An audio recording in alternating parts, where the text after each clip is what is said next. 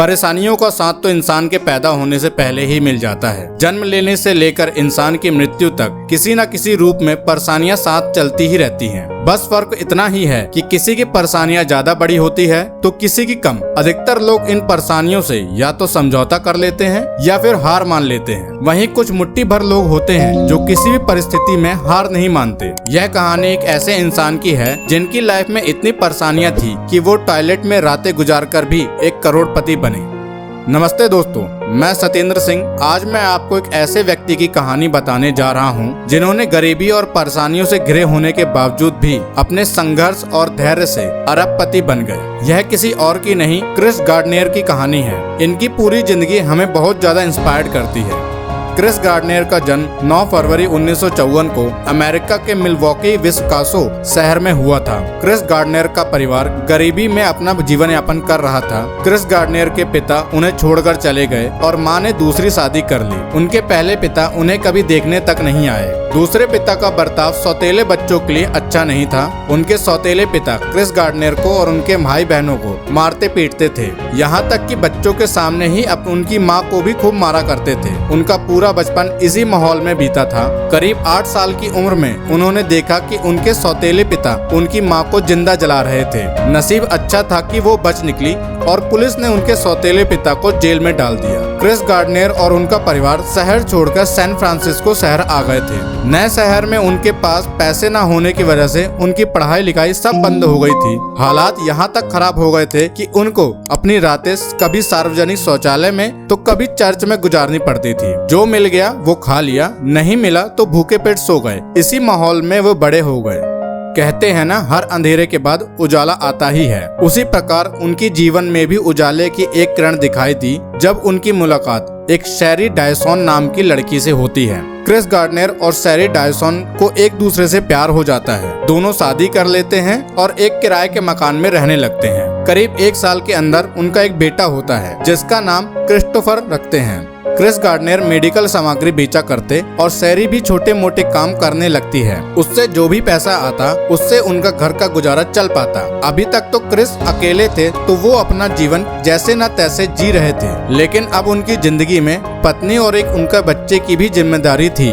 लेकिन परेशानी अभी खत्म नहीं हुई थी, इसलिए उन्होंने एक बड़ी कंपनी में प्रिंटिंग मशीन बेचने का काम शुरू किया। कुछ पैसे मिलते, उसी से वे अपना गुजारा करते, लेकिन पैसे इतने नहीं होते थे कि उनकी बुनियादी जरूरतें पूरी हो पाती। थोड़े समय बाद शैरी भी उनसे परेशान हो गई। उन्हें लगने लगा कि ना तो क्रिस सफल इंसान है और ना ही उनके पास पैसे हैं। ऐसे में उनका घर कैसे चलेगा। धीरे धीरे उनके बीच लड़ाई होने लगी और एक दिन शैरी ने उन्हें साफ कह दिया कि मैं अब तुम्हारे साथ नहीं रहना चाहती हूँ। लेकिन क्रिस गार्डनेर उन्हें समझाते रहते कि मैं मेहनत कर रहा हूँ, हमारा भी वक्त बदलेगा जरूर। लेकिन शैरी क्रिस गार्डनेर की एक न सुनती और रोज क्रिस को उसकी नाकामी के लिए कोसती थी। आपको केवल स्वयं पर निर्भर रहना है। आपको आगे बढ़ाने के लिए कोई घुड़सवार सेना नहीं आएगी। इसी दौरान उनकी जिंदगी में कुछ ऐसा होता है कि उनकी पूरी जिंदगी बदल जाती है। क्रिस एक अस्पताल में दवाई लेने गए होते हैं, तब वो देखते हैं कि एक व्यक्ति बड़ा महंगा सूट पहने हुए खड़े हुआ है। वे दौड़कर उस व्यक्ति के पास जाते हैं और पूछते हैं कि आप ऐसा क्या करते हो कि आप इतने अमीर हो। तब वो व्यक्ति कहता है कि मैं एक शेयर ब्रोकर हूँ। क्रिस ने उस व्यक्ति को देखकर और उसकी बातें सुनकर ये बात मन में ठान ली थी, अब वो भी शेयर ब्रोकर बनेंगे और पैसे कमाएंगे। लेकिन उनकी खराब किस्मत ने उनका साथ कभी नहीं छोड़ा। जिस दिन उनका इंटरव्यू था उससे एक दिन पहले वो अपनी छोटी सी गाड़ी को गलत पार्किंग पर खड़ा कर देते हैं। गलत पार्किंग की वजह से उनको पुलिस ने जेल में डाल दिया। अगले दिन उनका इंटरव्यू था। जेल से छूटने के बाद वो दौड़े भागे घर जाते हैं और घर पहुंचकर देखते हैं कि उनकी बीवी उनके बच्चे के साथ घर छोड़कर चली जाती है और उसका सारा सामान भी ले जाती है। अब ना उनके पास ना पहनने के लिए कपड़े रहते हैं और ना खरीदने के लिए पैसे। फिर क्रिस अपने गंदे कपड़े के साथ इंटरव्यू देने चले जाते हैं। जो क्रिस का इंटरव्यू लेने वाला है वो उनको देखकर आश्चर्य में पड़ जाता है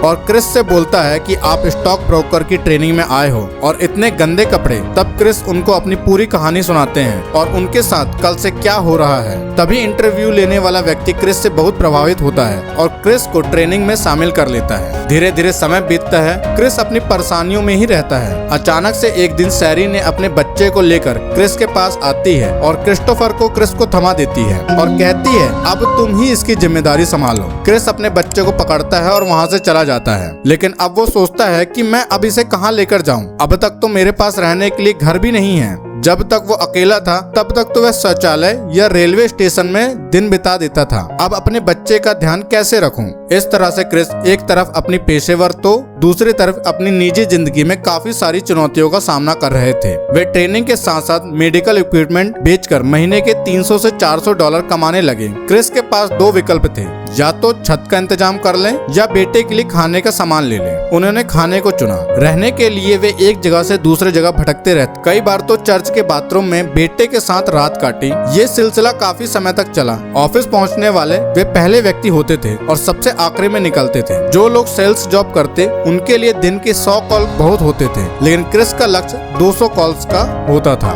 वे काम के प्रति बेहद जुनूनी थे। क्रिस ने हार नहीं मानी और वह एक के बाद एक कोशिश करते रहते थे। वे हमेशा कहते थे कि जीवन में सफलता पाने के लिए कड़ी मेहनत करना आवश्यक है।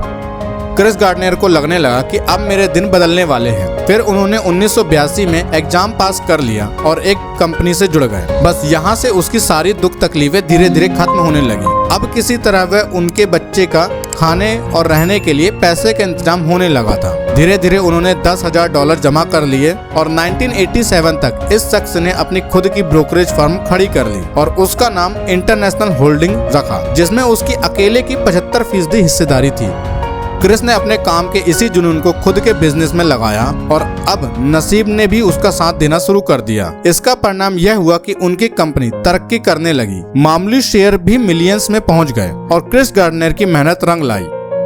आज वे एक मल्टी मिलियनियर हैं। जो फरारी क्रिस को पसंद आई थी वही उन्होंने खरीद ली थी। इस प्रकार क्रिस गार्डनर ने अपनी मेहनत और लगन के बल पर शेयर बाजार की दुनिया में एक नया मुकाम हासिल किया। आज क्रिस गार्डनर का नाम अमेरिका के मल्टी मिलियनियर लोगों में शुमार है और वह कई तरह की चैरिटी भी चलाते हैं। साथ ही अब वह एक मोटिवेशनल स्पीकर हैं जो लोगों को जीवन में आगे बढ़ने के लिए प्रेरित करते हैं।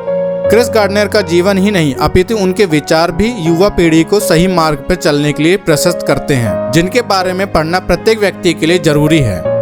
अपनी मंजिल को पाने के बाद अपने जीवन के इस संघर्ष को क्रिस ने शब्दों के जरिए कागज पर उतारा और अपनी आत्मकथा द परस्यूट ऑफ हैप्पीनेस को लोगों के सामने रखा। फिर 2006 में इस किताब पर एक मूवी भी बनी जिसमें क्रिस गार्डनर और उनके बेटे क्रिस्टोफर का मुख्य किरदार निभाने वाले मशहूर कलाकार विल स्मिथ और जेडेन स्मिथ, जो कि असल जीवन में भी बाप बेटे हैं। फिल्म में विल स्मिथ क्रिस गार्डनर का किरदार निभाते हैं और विल स्मिथ के बेटे जेडेन स्मिथ क्रिस गार्डनर के बेटे क्रिस्टोफर का किरदार निभाते हैं। क्रिस गार्डनर का जीवन मुश्किलों से भरा था। जिस स्थिति से वे गुजरे उस स्थिति में कई लोग आत्महत्या तक कर लेते हैं, लेकिन उन्होंने कभी हिम्मत नहीं हारी और आज वे पूरी दुनिया के लिए एक मिसाल हैं। उनकी कहानी सभी के लिए प्रेरणा का स्रोत है, इसलिए इस कहानी को हर उस व्यक्ति को शेयर कीजिए जिसको आप कभी हार मानता नहीं देखना चाहते हैं। आपको क्रिस गार्डनर की ये कहानी कैसी लगी हमें कमेंट करके जरूर बताएं और नेक्स्ट किस महान इंसान की कहानी आप सुनना चाहते हैं वो भी कमेंट करके हमें जरूर बताएं। इस वीडियो को ज्यादा से ज्यादा लाइक और सब्सक्राइब करें ताकि हमें भी मोटिवेशन मिले इसी तरह की और वीडियो आपके लिए लेकर आने के लिए। हमें ढेर सारा प्यार देने के लिए धन्यवाद। मिलते हैं नेक्स्ट वीडियो में।